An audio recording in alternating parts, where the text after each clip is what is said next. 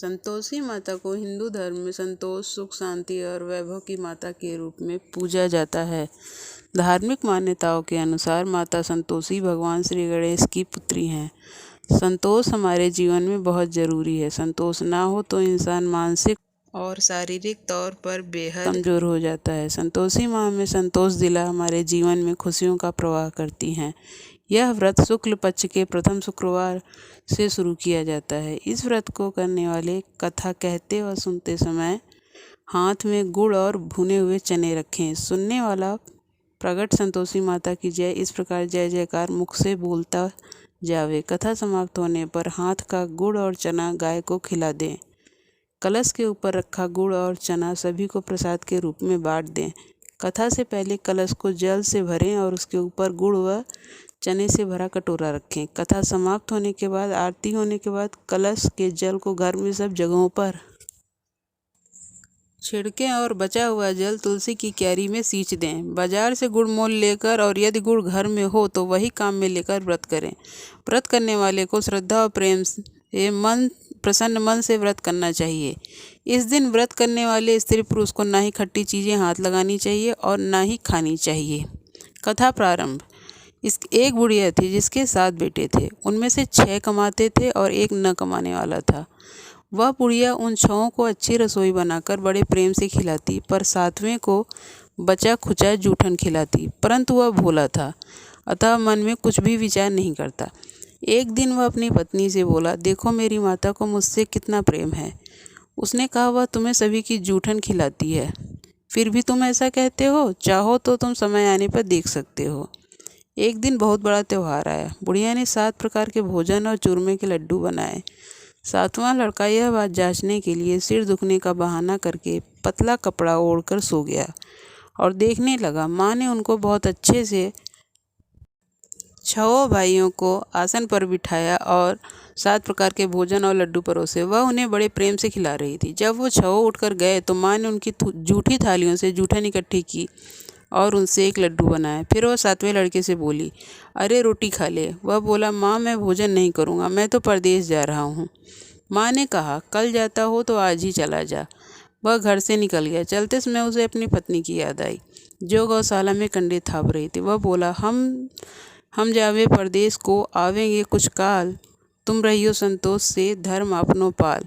इस पर उसकी पत्नी बोली, जाओ पिया आनंद से हमरो सोच हटाए, राम भरोसे हम रहें ईश्वर तुम्हें सहाय।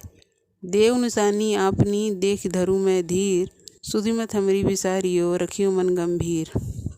इस पर वह लड़का बोला, मेरे पास कुछ नहीं है, यह अंगूठी है, सो ले और मुझे भी अपनी कोई निशानी दे दे। वह बोला, मेरे पास क्या है, यह गोबर भरे हाथ है।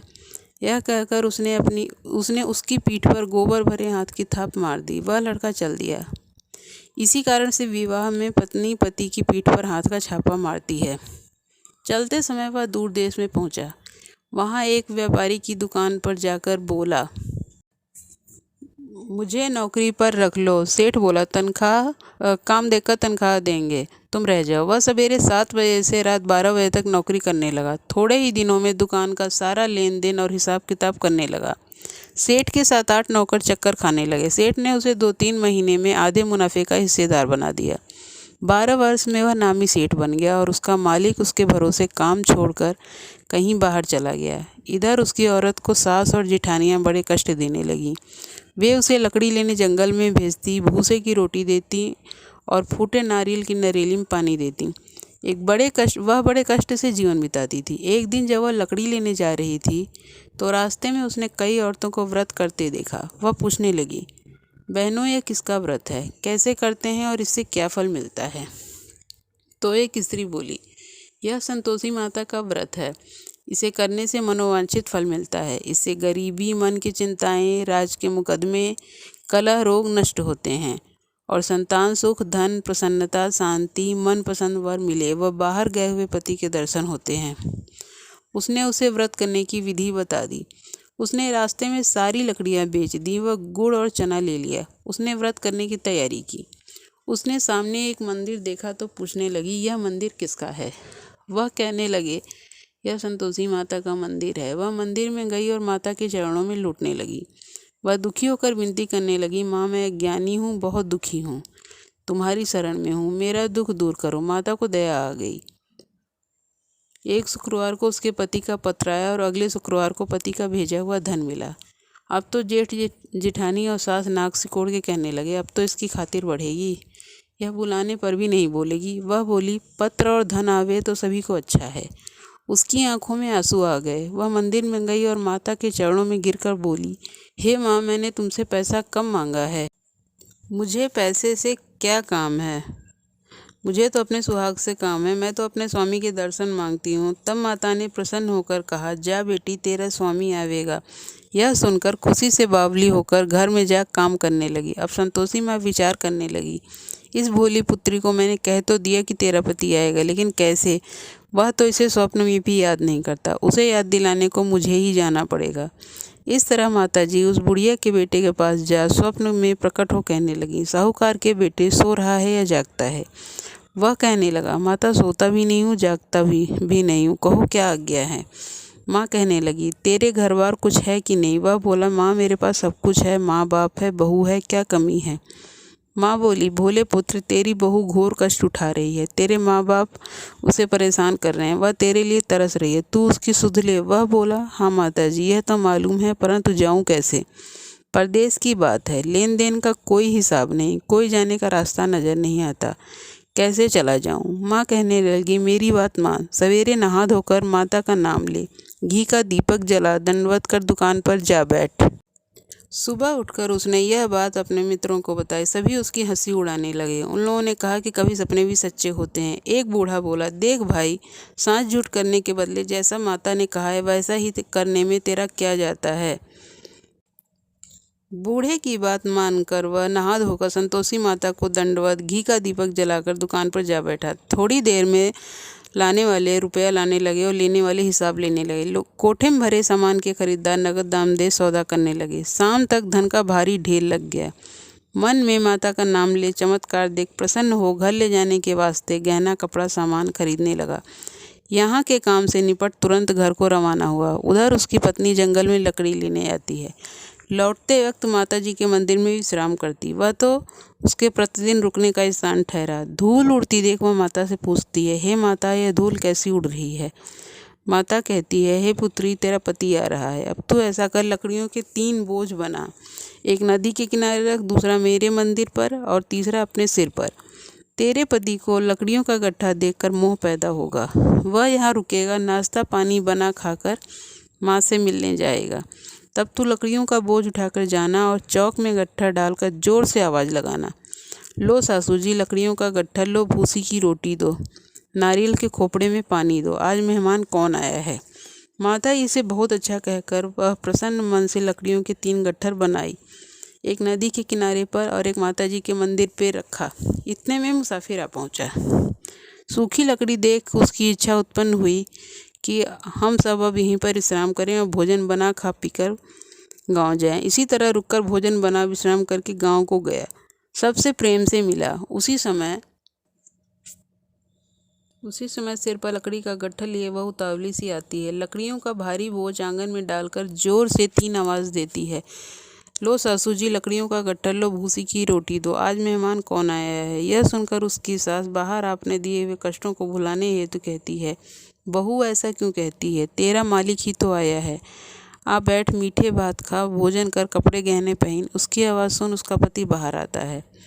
अंगूठी देख व्याकुल हो जाता है। माँ से पूछता है, माँ यह कौन है? माँ बोली, बेटा यह तेरी बहू है, जब से तू गया है सारे गांव में भटकती फिरती है, घर का कामकाज कुछ नहीं करती, 4 पहर आकर खा जाती है। वह बोला, ठीक है माँ, मैंने इसे भी देखा है और तुम्हें भी, अब दूसरे घर की ताली दो तो उसमें रहूँगा। माँ बोली, ठीक है, जैसी तेरी मर्जी। तब वह दूसरे मकान की तीसरी मंजिल का कमरा खोल सारा सामान जमाया। एक दिन में राजा के महल जैसा ठाट बाट बन गया। अब क्या था, वह सुख भोगने लगी। इतने में शुक्रवार आया। उसने पति से कहा, मुझे संतोषी माता के व्रत का उद्यापन करना है। पति बोला, खुशी से कर लो। वह उद्यापन की तैयारी करने लगी। जेठानी के लड़कों को भोजन के लिए कहने गई। उन्होंने मंजूर किया, परंतु पीछे से जेठानियों ने अपने बच्चों को सिखाया, देखो भोजन के समय सब लोग खटाई मांगना, जिससे उसका उद्यापन पूरा न हो। लड़के जीमने आए। खीर खाना पेट भर खाया, परंतु बाद में खाते ही कहने लगे, हमें खटाई दो। खीर खाना हमको नहीं भाता, देखकर अरुचि होती है। वह कहने लगी, भाई खटाई किसी को नहीं दी जाएगी, यह तो संतोषी माता का प्रसाद है। लड़के उठ खड़े हुए, बोले पैसा लाओ। भोली बहू कुछ जानती नहीं थी, उन्हें पैसे दे दिए। लड़के उसी समय हट करके इमली खटाई ले खाने लगे। यह देखकर बहू पर माताजी ने कोप किया। राजा के दूत उसके पति को पकड़कर ले गए। जेठ जिठानी मन माने वचन कहने लगे, लूट लूट कर धन इकट्ठा कर लाया है, अब सब मालूम पड़ जाएगा जब जेल की मार खाएगा। बहू से यह वचन सहन नहीं हुआ। वह रोती हुई माताजी के मंदिर गई। कहने लगी, हे माता, तुमने यह क्या किया? हंसाकर अब क्यों रुलाने लगी? माता बोली, बेटी तूने उद्यापन करके मेरा व्रत भंग किया है। वह कहने लगी, माता मैंने कुछ अपराध किया है, मैंने तो भूल से लड़कों को पैसे दे दिए थे, मुझे क्षमा करो, मैं फिर तुम्हारा उद्यापन करूंगी। माँ बोली है, भूल मत करना। वह कहती है, भूल न होगी, अब बताओ वे कैसे आवेंगे? माँ बोली, जा पुत्री, तेरा पति तुझे रास्ते में आता मिलेगा। वह निकली, राह में पति आता मिला। वह पूछी, कहाँ गए थे? वह कहने लगा, इतना धन जो कमाया है उसका टैक्स राजा ने मांगा था, वह भरने गया था। वह प्रसन्न हो बोली, भला हुआ, अब घर को चलो।